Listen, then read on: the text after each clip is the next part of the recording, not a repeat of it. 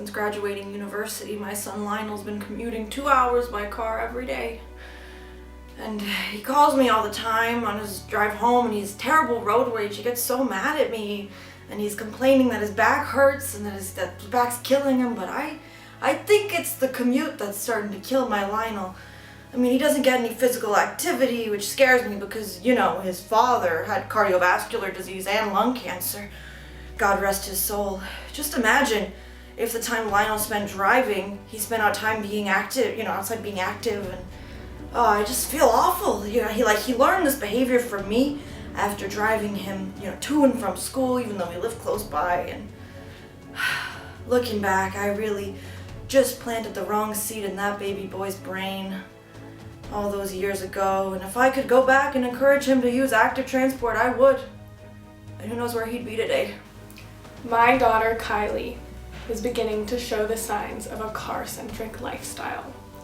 Her father, my ex-husband, insisted she get her license, and it was only a matter of time before she started driving to school.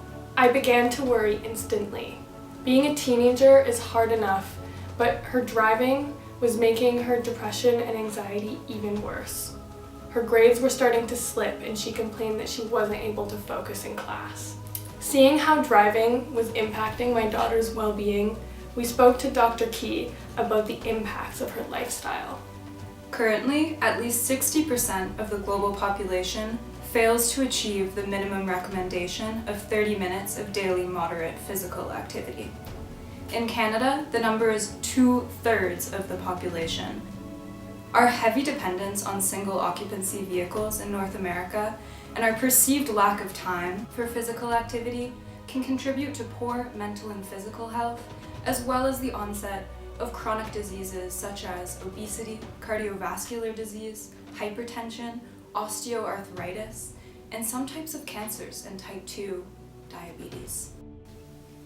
Physical inactivity is identified as the 4th leading risk factor for global mortality, estimated to contribute to 6% of deaths worldwide. 6%. Encouraging a modal shift to active transportation, which is any form of human-powered transportation such as walking, cycling, or taking public transit, is an important public health and intervention tool. Looking beyond the individual scale, there are many social, environmental, and economic benefits to active transportation. Our sedentary lifestyles, fostered by reliance on cars, have led to a great burden on our healthcare system.